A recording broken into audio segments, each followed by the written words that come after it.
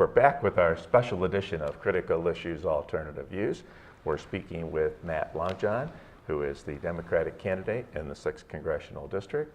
And I gave him a big boost in his wealth at the end of the last segment by referring to him as Matt Upton, but it's Matt Longjohn.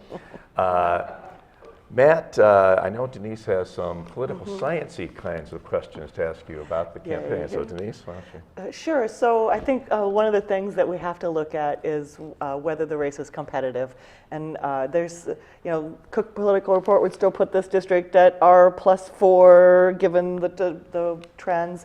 Upton, as you've noted, has been in the seat since 1987. This will be his 17th term. The incumbent always has lots of advantages. But there are other things to look at that say this race might be more competitive than we think. And there's been some different ads that have come out this year. Upton, to yours and I think my knowledge, has not put out sort of attack or negative ads, so-called, in any of the other elections. He refused to come out and publicly debate Paul Clements, which was one of the last kind of competitive races against Upton in 2014. He's coming out to debate you. And in fact, primary and turnout numbers are up. The money is getting close on both sides. How do you see all of those factors, and how do you see the district as competitive? I think the race is much closer than folks in the Beltway might expect. Yeah. And what we've seen, especially since the primary on August 7th, is that there are many folks in DC who are kind of questioning whether someone like Mr. Upton really is at risk. It was a national headline when the first poll came out after the primary and showed that we were basically within the margin of error. There have now been 3 polls done in the last month and a half that show that my campaign is either 6, 5, or 4 points down against Mr. Upton. The last of which showed we were in the margin of error. That's led the Democratic National Party to name this race a red to blue race for the first time in the history of this district, to declare that it's a top-tier strategic race for the Democratic Party. And Speaker Ryan has responded in kind.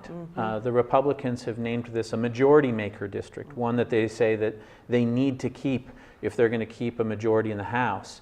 And of the 38 races that were named majority maker districts, Speaker Ryan's super PAC, where there's a bunch of dark money, has only been spending in 26 races. The Democrats need 23 seats to flip the House, and this is one of those 26 races that Republicans are spending about $100 million in across the board to try and make sure the Republican House stays in Republican control. So those that know where the race stands aren't talking so much, and those who are talking may not know how close this race is. We are seeing polling that's not just putting us within the margin of error, but showing that even though Fred Upton has an 86% name identification percentage, that his disapproval rating is actually higher than my name ID, my name identification.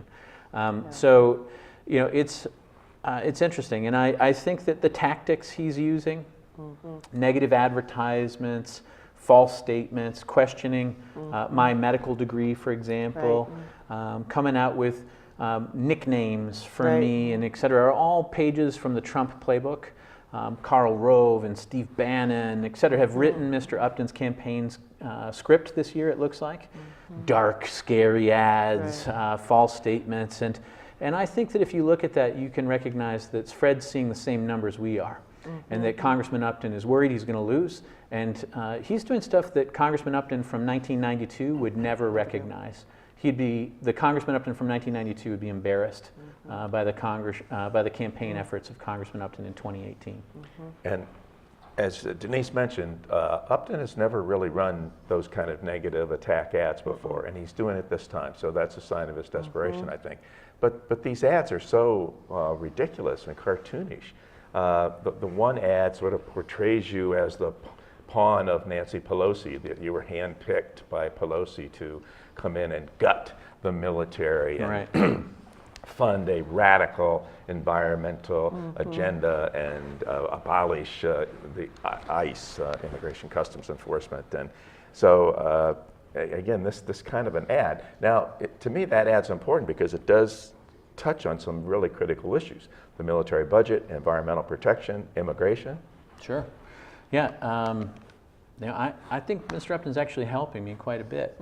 As I mentioned, he has a 55% higher name identification than I do. But in attempting to smear me or label me with policies that don't actually fit, I think that he's just helping me out, quite frankly. So let's take a couple of those things that you mentioned.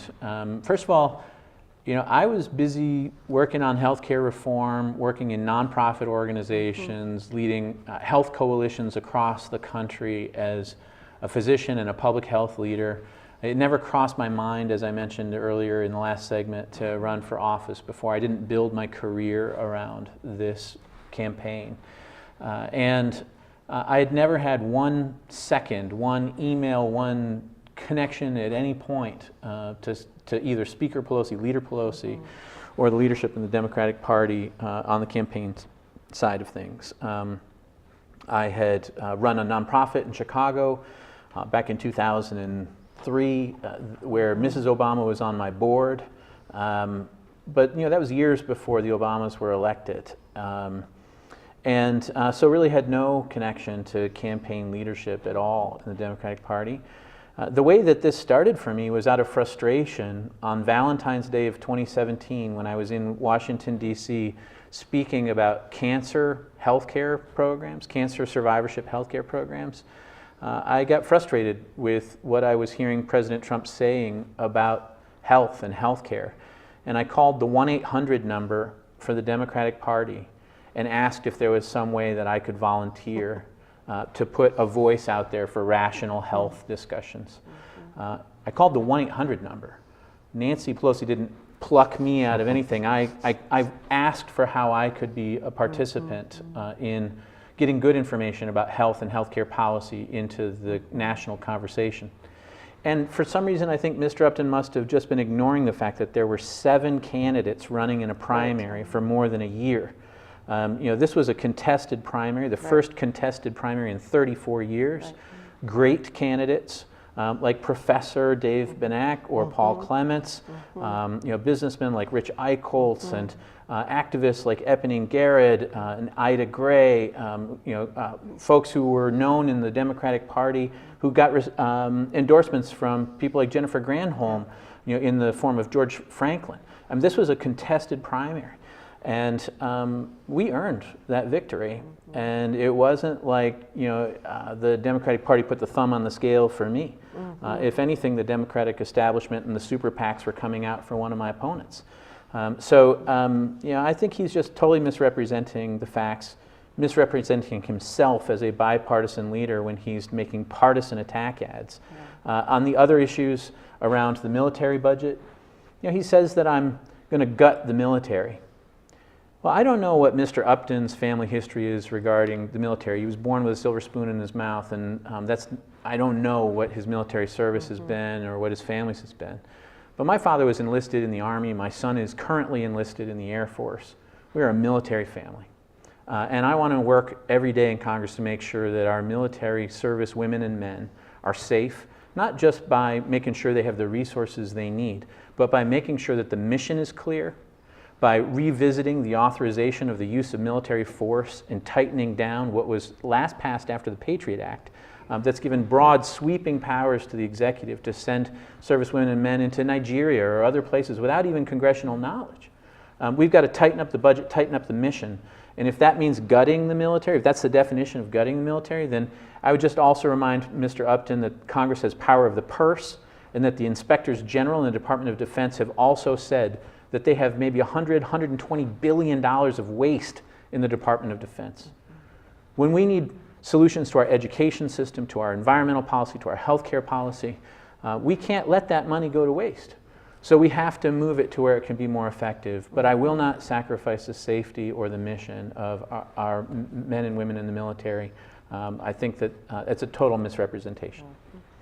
So, well, I think one of the other things that is different this year is, again, and especially with healthcare, that's been a huge focus in this community, and again, the focus of your campaign. Kalamazoo held rallies, tried to get current Congressman Upton to town halls. There was a big push over the last year to get even a public presence to come and answer some questions. The Michigan Nurses Association, which endorses you, was a major figure in that, as was our other regular co-host, Don Cooney. And one of the things that is really different this year that strikes me is you're going to be doing 2 debates with Fred Upton. So why don't you make sure our viewers know about those, and maybe what's your goal or hope in those debates? Sure. Well, you've got exactly right. For just like he's never run attack ads, and in desperation is doing so, he's coming back to debate now. He hasn't had a debate with a candidate that's been running against him for at least 6 years. Yeah. Again, I think that he's seeing the same data that we're seeing and recognizing he has to do different things this time to win. Mr. Upton hasn't had an unscripted, unscreened town hall meeting where anyone from the public can show up and ask him questions in over 8 years.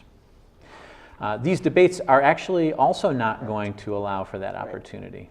The stipulations that the Upton campaign had when accepting a challenge for debates in this cycle were that they would be in studio only, where no audience would be present. So the televised debate will be the night of October 17th from 7 to 8:30 or something like that on the CBS affiliates. There's also a radio debate the morning of October 15th. These will be broadcast live across the whole 6-county district. Then there are a few other events where we are going to be in the same place at the same time and where the public is invited. And those are called candidate forums. And in those settings, while we'll be in the same place at the same time and the public can ask questions through a moderator, I'm not allowed to respond to anything that he says. So if a question comes up on the environment and I answer and then he answers, and in his answer he says what a great bipartisan leader he is for water safety, I'm pretty sure he won't mention the 56 votes that he's taken to weaken water protection. He'll only talk about the 7 votes that he has made that earned him a 13-15% voting record from groups like the Sierra Club, League of Conservation Voters, Clean Water Action, groups that have all endorsed me. And I won't get a chance to respond to the kind of half-truths that he'll share in those events. So, we're proud that we have a chance to push back a little bit, and I think it speaks to the strength of the campaign and where we are. But there's still a lot more that Mr. Upton can do to show that he's truly a representative of this community. It's interesting, you've mentioned the polling that you've been doing and other polling that's been going on. Majority of this district supports climate policy. A majority of this district supports healthcare in the way that you've talked about it. And we've seen kind of record primary turnout. So how does the campaign look at the polls and turnout as a strategic win?